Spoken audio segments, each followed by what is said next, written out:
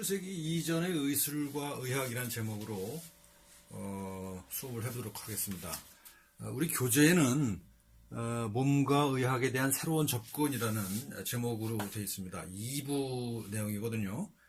여기에 이제 8개의 글들이 모여 있는데 그 각각의 글들은 짤막짤막한 주제로 그 당시에 이제 유명한 의사들을 하나의 제목으로 잡아서 서술하고 있습니다. 그런데 8개가 분절된 글들을 읽다 보면 전체 흐름을 읽는데 좀 도움이 안 될 것 같아서 오늘은 우선 이 2부에 들어있는 내용들을 연표를 가지고 쭉 정리를 한번 해보고 그러고 이제 구체적인 내용을 살펴보도록 그렇게 하겠습니다. 여기 이제 표를 보면요, 대개 1438년부터 시작해서 1902년까지로 되어 있습니다. 이 사이에 이루어졌던 여러 가지 의학적 발견 또는 의술의 내용 이런 것들을 좀 살펴보도록 그렇게 하겠습니다. 우선 먼저 내용을 보면 여기 파란색으로 표시된 부분은 주로 이제 동양의학에 관련된 이야기입니다. 그리고 나머지는 다 서양의학인데요. 그 내용들을 쭉 훑어보면서 얘기를 해보도록 하겠습니다. 먼저 1438년 세종 때에 신주무원록이라는 책이 나오죠. 이건 뭔가 하면 오늘날로 얘기하면 그 법의학 책입니다. 그래서 사람이 죽었을 때 그 사람의 사인을 밝히는 그런 것들이 놀랍게도 동양에서는 그러한 실증적인 의학이 별로 발전하지 않았다라고 하는 것이 일반적인 통념인데 그럼에도 불구하고 실제로 그 일선에서 상당히 많이 활용되었다고 하는 거고요. 굉장히 지금의 관점에서 봐서도 과학적이라고 되어 있습니다. 그래서 이게 1438년에 원래는 이제 원나라 때 중국에서 만들어진 건데 무원록이라는 책이 그걸 이제 세종 때 이제 새롭게 줄을 달아서 발견합니다. 이게 신주무원록이고요. 그 다음에 이게 18세기 오면은 1790년에 다시 영조 때 중수무원록이라는 그러니까 다시 그것을 더 보강해서 그 안에 이루어졌던 어떤 경험적 관찰들을 토대로 해서 보강을 해서 중수무원록이라는 책을 발견합니다. 그 다음에 이제 그 중간에 있는 사항을 보면요, 너무나 잘 아는 허준이 1613년에 동의보감이라는 책을 발간을 하죠. 근데 이 책은 이 이전에 동아시아 의학의 모든 그 내용들을 집대성한 거죠. 창조적으로 집대성한 동아시아 의학의 어떤 최고봉이라고 많이들 얘기를 하는 그런 거가 있고요. 그다음에 백광현이라는 분이 이제 그 17세기에 치종진암이라는 책을 내죠. 근데 치종이라고 하는 것은 말하자면 종기의 치료법에 관련된 것이죠. 그러니까 아시다시피 근대 이전에는 우리가 소독이나 위생이나 뭐 이런 항생제 같은 것들이 발견되기 이전에는 종기가 굉장히 치명적인 질병이었다는 겁니다. 그래서 한때 조선에는 궁궐 안에 치정청이라고 하는 그러니까 종기를 치료하는 걸 전문으로 하는 그런 기관이 있을 정도로 종기는 굉장히 중요한 질병이었던 것 같습니다. 그래서 그런 종기를 치료하는 것에 관련된 그런 책을 낸 사례도 있습니다. 그래서 이렇게 보면 동아시아 의학에서 특히 조선의 내용입니다만 조선에는 별로 내용이 많지가 않긴 합니다. 하지만 어쨌든 간에 일단 허준과 같이 어떤 그 집대성한 경험과 이론을 집대성한 그런 성과도 있었고요. 나머지 것들은 되게 실증적인 것들이죠. 법의학에 관련된 것, 종기치료에 관련된 것 이런 것들이 발전이 있었다고 하는 것을 알 수가 있습니다. 자, 그 다음에 이제 쭉 내용을 보겠습니다. 14세기, 15세기, 16세기 경에, 우리가 베살리우스는 너무 잘 알죠? 해부학, 16세기 이루어졌던 일이고요. 그 비슷한 시기에 이제 파라케수스라는 사람이 있는데요. 이 사람은, 우상 파괴자라고 알려졌습니다. 그러니까 그 이전까지, 1000년 이상 지속되었던 사체액설 있지 않습니까? 그 사체액설에 대항해서, 질병은 체액의 균형에서 오는 것이 아니라, 체액의 불균형에서 오는 것이 아니라, 몸 안에 있는 어떤 실체에 의한 것이다 라고 하는 주장을 했죠. 그래서 이 사람은 유명하게도 고대로부터 내려오던 책을 학생들 앞에서 불살라버리는 그런 전통 파괴의, 우상 파괴의 의학자라고 할 수가 있습니다. 그리고 실제로 이 사람이 중요한 이유는 이 과거에는 약을 쓰더라도 대개 식물에서 온 것을 썼는데 파라케수스로부터는 광물로부터 약을 추출하는 전통이 만들어졌다는 거고요. 그래서 뭐 물론 이제 그 중엔 뭐 오늘날의 관점에서 틀린 것도 많이 있긴 하지만 어떤 경험 중심, 질병을 하나의 본체로 실체로 바라보는 그런 사유 양식이 이때부터 싹트기 시작했다는 것입니다. 자, 그다음에 또 한 가지 이제 이런 전통을 따라서 이제 외과술의 발전이 있는데요. 외과술의 발전에서 제일 중요한 것은 파레라고 하는 사람입니다. 16세기죠. 이 사람은 과거로부터 내려오던 어떤 증거 없이 내려오던 치료법을 잘못됐다는 것을 밝혀낸 사람이죠. 그래서 이 사람은 군의관이었는데요. 야전에서 총상 환자를 치료하는 방식을 획기적으로 바꾸는 사람입니다. 그러니까 과거에는 총상을 입은 환자는 펄펄 끓는 기름을 그 상처에 부어서 치료하는 것이 그 정통 치료법이었죠. 근데 이 사람은 본인도 그렇게 치료를 하다가 부상자가 너무 많아서 기름이 떨어진 거죠. 기름이 떨어지니까 할 수 없이 기름 대신에 이런 헝겊으로 덮어놨던 그런 경험이 있었던 것이. 근데 와 보니까는 나중에 하룻밤 자고 와 보니까는 반대 현상이 발생했다라는 거죠. 기름을 부었던 환자들은 팔다리가 퉁퉁 부었는데 그냥 헝겊으로 감싸줬던 환자들은 그렇지 않았다. 그래서 이때부터 이제 소위 드레싱, 우리가 흔히 얘기하는 드레싱을 하게 되죠. 그래서 파레 하면은 외과학의 발전에 지대한 영향을 미친 사람으로 되어 있습니다. 사실 이때까지만 하더라도 파레 자신도 그랬고요. 외과 의사는 내과 의사에 비해서 신분도 굉장히 낮고 제대로 인정을 받지 못했던 것이죠. 근데 어쨌든 간에 이런 발견을 통해서 새로운 관찰을 통한 발견이죠. 과거에는 이론 또는 전통에 따라서 어떤 치료를 했다면 파레 이후로는 어떤 관찰에 근거한 실증 사례를 중심으로 한 그런 치료를 했다고 하는 얘기가 되겠습니다. 그 다음에 이제 외과의 발전에 있어서 또 중요한 사람이 누군가 하면 여기 나오는 헌터라고 하는 사람입니다. 존 헌터라는 사람인데요. 이 사람은 뭐가 중요하냐면 외과학을 실험의학으로 발전시킨 사람이죠. 그래서 이 사람은 자기 집에 어떤 수술을 이제 동물을 상대로 하는 거죠.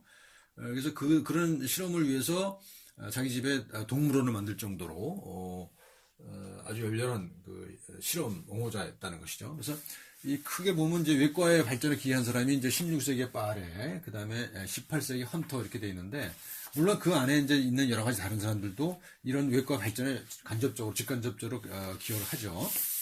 그래서 그럼 이제 지금부터 그런 얘기를 해보십시다.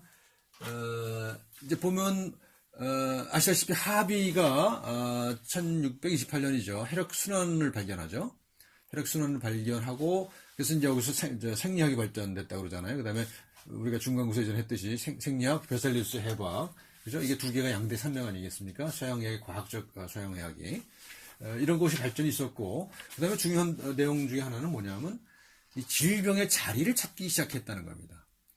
근데 이제 파라켈소스가 최초로 어떤 그 질병의 자리를 찾기 시작했던 사람 중에 하나인데, 이 이후에는 무형의 체액들이 균형 또는 불균형을 통해서 질병을 만든다고 그랬지만, 이제 파라켈소스가 이제 거기에 그 어떤 반항을 하고, 이제 이 17세기 오게 되면은 구체적으로 그 질병의 자리를 찾게 되죠. 그래서 보르간이라는 사람은 기관, 예를 들면 뭐 심장이면 심장, 간이면 간. 그러니까 어떤 질병이 생겼을 때 그것이 어디 생긴 질병이다라는 것을 알아내야 된다. 그렇게 얘기하기 시작했죠. 이제 17세기고요. 그다음에 18세기에 오면서 물론 이제 모르가니는 18세기에 걸쳐 있는 인물입니다만 그 비샤라고 하는 사람이 나타납니다. 자베르 비샤가 나타나서 이 사람은 어떤 모르가니가 얘기했던 기관, 오르간에서 한 발 더 나가서 조직. 그러니까 예를 들면 간에도 뭐 결체 조직이 있고 뭐 혈관이 있고 무슨 뭐 신경이 있고 다 있잖아요. 이제 그런 그 조직을 구성하는 기관을 구성하는 단위 조직들에서 질병을 찾기 시작했죠. 그 다음에 이제 19세기에 오게 되면 너무나도 유명한 루돌프 비르쇼가 질병을 세포에서 찾기 시작합니다. 이렇게 이 사이에 보면은 쭉 그 질병의 단위가 처음에는 이제 뭐 체액이었다가 그다음에 몸 안에 어딘가 장소를 가지기 시작했다가 그 장소가 기관이 됐다가 조직이 됐다가 세포로 내려오는 그런 어떤 환원의 과정을 가지고 있다는 사실을 알 수가 있습니다. 자, 뭐 그런 흐름이 하나 있고요. 또 한 가지 중요한 흐름은 시드넘이라고 하는 사람이 있습니다. 토마스 시드넘이라는 사람인데 이 사람은 17세기 영국 사람인데요. 영국 사람인데 이 사람은 영국의 히포크라테스라는 별명이 있습니다. 근데 히포크라테스라는 별명이 붙은 이유는 뭐냐? 철저하게 관찰을 했다는 사실이 있습니다. 근데 어떤 환자를 보게 되면 그 환자의 질병의 경과를 아주 꼼꼼하게 기록하는 그런 전통을 가지고 있습니다. 이것이 제가 보기에는 이 서양 의학이 과학적 의학이 발전한 데서 하나의 엄청난 그 흐름을 이루고 있다라는 것을 알 수 있습니다. 요즘에도 서양 의학의 어떤 교과서들을 보게 되면 아주 대단히 그 면밀한 관찰들을 토대로 하고 있다는 사실을 알 수가 있죠. 그러니까 이 관찰이라고 하는 것이 굉장히 하나 중요한 뿌리고요. 그 다음에 하나는 뭐였어? 아까 말했던 실험이 하나 있죠. 관찰과 실험. 그러니까 관찰의 그 전통을 만든 사람이 시드럼이라고 한다면 실험의 전통을 만든 사람은 여기 나오는 헌터. 그 다음에 여기 에드워드 제너 아시죠? 우두법을 보급한 사람이죠. 에드워드 제너는 이제 헌터가 외과 실험을 했다면 에드워드 제너는 임상 시험을 했죠. 그래서 우두, 그러니까 그 소의 그 천연두죠. 거기서 나온 추출물을 가지고 사람한테 주입을 해주고 그 사람이 병이 다시 천연두에 걸리지 않는다는 사실들을 이제 관찰을 해서 한 거예요. 그러니까 임상 시험에 있어서 굉장히 중요한 포인트가 이제 제너라고 할 수가 있습니다. 자, 그래서 이렇게 시드넘은 관찰, 헌터와 제너는 실험 이렇게 했잖아요.